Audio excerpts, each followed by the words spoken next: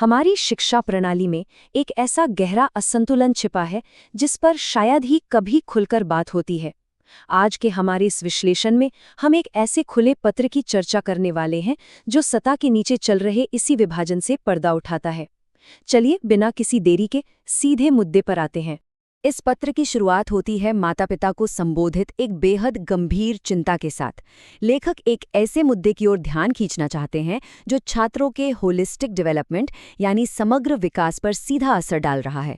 ये कोई आम शिकायत नहीं है, बल्कि एक ऐसी चिंताजनक स्थिति का वर्णन है जिसे अब और नज़रअंदाज करना पूरी शिक्षा व्यवस्था पर भारी पड़ सकता है। तो क्या सच में हमारी कक्षाओं के भीतर कोई छिपा हुआ पदानुक्रम या कहें एक हिडन हायरार्की मौजूद है? हमारा आज का ये पूरा विश्लेषण इसी केंद्रीय सवाल के इर्द गिर्द घूमता है। इस पत्र के मुताबिक ये एक ऐसा सूक्ष्म लेकिन व्यापक मुद्दा है जो पूरी सीखने की प्रक्रिया और हमारे शैक्षिक माहौल को अंदर ही अंदर खोखला कर रहा है। दिलचस्प बात यह है कि ये छिपी हुई हायरार्की कोई किताबों में लिखा नियम नहीं है। दरअसल पत्र के अनुसार ये एक अदृश्य दीवार है जो चुपचाप हमारे संस्थानों के भीतर काम कर रही है। एक ऐसा सिस्टम जहां कुछ विषयों को बिना कुछ कहे स्वाभाविक रूप से दूसरों से श्रेष्ठ मान लिया जाता है। लेखक ने इस अदृश्य पूर्वाग्रह को एक बहुत ही सटीक और दमदार नाम दिया है, सब्जेक्ट डिस्क्रिमिनेशन, यानी विषय के आधार पर भेदभाव। इसका सीधा सा मतलब है भाषा से जुड़े विषयों और पारंपरिक रूप से हमेशा ऊपर रखे जाने वाले गणित तथा विज्ञान के बीच एक अनुचित पदानुक्रम खड़ा कर देना। ये इस बात की साफ पुष्टि करता है कि वर्तमान प्रणाली में सभी विषयों को एक समान तराजू में नहीं तौला जा रहा है। जरा इसे ऐसे समझते हैं, एक तरफ भाषा के विषय हैं जिन्हें मुख्य रूप से गुणात्मक या क्वालिटेटिव माना जाता है, और दूसरी तरफ हैं गणित और विज्ञान जैसे मात्रात्मक या क्वांटिटेटिव विषय। पत्र में बड़ी बेबाकी से यह तर्क दिया गया है कि इन दोनों के बीच का यह हानिकारक असंतुलन शिक्षा के मूल उद्देश्य को ही पूरी तरह से खंडित कर रहा है। अब सवाल ये उठता है कि गणित और विज्ञान के प्रति ये खास झुकाव आखिर आता कहाँ से है? स्रोत ये बिल्कुल स्पष्ट करता है कि ये कोई प्राकृतिक या स्वाभाविक प्रक्रिया नहीं है, बल्कि समाज में गहराई तक जड़ें जमा चुकी कुछ गलत धारणाएं हैं जो इस असमानता को लगातार हवा दे रही हैं। और वो सबसे बड़ी भ्रांति ये है कि समाज अक्सर गणित और विज्ञान में मिलने वाली सफलता को ही बुद्धिमत्ता या व्यावहारिक कौशल का अंतिम पैमाना मान बैठता है। मतलब धारणा ये बन गई है कि अगर इन विषयों में सफलता मिली है तो ही असली बुद्धिमानी है, और ठीक यहीं से भाषा जैसे अन्य महत्वपूर्ण विषयों को कमतर आंकने का सिलसिला शुरू हो जाता है। परेशानी की बात यह है कि ये गहरी सामाजिक मानसिकता केवल स्कूल के बाहर की दुनिया तक सीमित नहीं है, इसने कक्षाओं में भी पूरी तरह से घुसपैठ कर ली है। हालात ऐसे हैं कि छात्र, माता-पिता और यहाँ तक कि स्वयं शिक्षक भी जाने अनजाने में इस पूर्वाग्रह के चक्रव्यूह में फंस जाते हैं। खैर, अब इस धारणा को चुनौती देने और असलियत का सामना करने का समय आ गया है। ये पत्र हमें भाषा की असली, वास्तविक शक्ति की ओर वापस ले जाता है।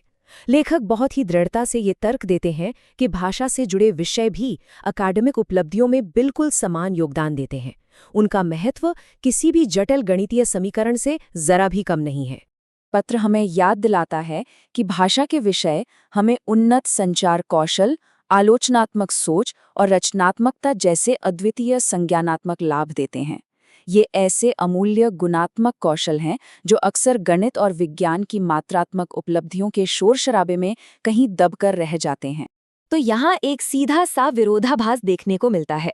सामाजिक मिथक ये कहता है कि केवल मात्रात्मक सफलता ही बुद्धिमत्ता की निशानी है, जबकि शैक्षिक वास्तविकता ये है कि विविध प्रकार के कौशल अपना एक समान और अतुलनीय मूल्य रखते हैं। इस पदानुक्रम को तभी तोड़ा जा सकता है जब इस शैक्षिक वास्तविकता को बिना किसी शर्त के स्वीकार किया जाए। अब सबसे बड़ा सवाल, इस पदानुक्रम को आखिर तोड़ा कैसे जाए? पत्र के अनुसार एक समग्र और बेहतर भविष्य के निर्माण के लिए इन पुरानी मान्यताओं को सीधी चुनौती देने और एक बहुत बड़े सांस्कृतिक बदलाव की सख्त जरूरत है। सिर्फ बातें करने से काम नहीं चलेगा। इस बदलाव के लिए एक बिल्कुल स्पष्ट 3 चरणीय योजना सुझाई गई है। पहला कदम है पाठ्यक्रम में सुधार करना। दूसरा, भाषा विषयों के अद्वितीय योगदान को सामने लाने वाले जागरूकता अभियान चलाना। और अंत में नियोजकताओं यानी एम्प्लॉयर्स के साथ सक्रिय रूप से सहयोग स्थापित करना। और ये नियोक्ताओं वाली बात बहुत अहम है, क्योंकि जब बात करियर की आती है तो अवसर सामाजिक पूर्वाग्रहों पर नहीं बल्कि व्यक्तिगत कौशल और रुचियों पर आधारित होने चाहिए। आज के आधुनिक और विविध कार्यबल को मात्रात्मक और गुणात्मक दोनों तरह की दक्षताओं की बराबर जरूरत है, कोई एक दूसरे से कम नहीं है। इस पत्र का निष्कर्ष एक बहुत ही शक्तिशाली संदेश के साथ होता है। इसमें कहा गया है कि शिक्षा को भेदभावपूर्ण मान्यताओं को आगे बढ़ाने का हथियार नहीं, बल्कि समग्र विकास का एक निष्पक्ष साधन बनना चाहिए। ये हमारे समाज के लिए एक प्रबुद्ध और न्यायसंगत भविष्य की नींव रखने का एक बहुत ही स्पष्ट आह्वान है। अंत में हमारा ये विश्लेषण एक बहुत ही गंभीर सवाल के साथ खत्म होता है। सोचने वाली बात है, क्या वर्तमान में मौजूद शिक्षा का ये पदानुक्रम वास्तव में सच्चे और समग्र विकास की राह में एक सबसे बड़ी बाधा बना हुआ है? ये एक ऐसा सवाल है जिस पर गहराई से विचार करना बेहद जरूरी है।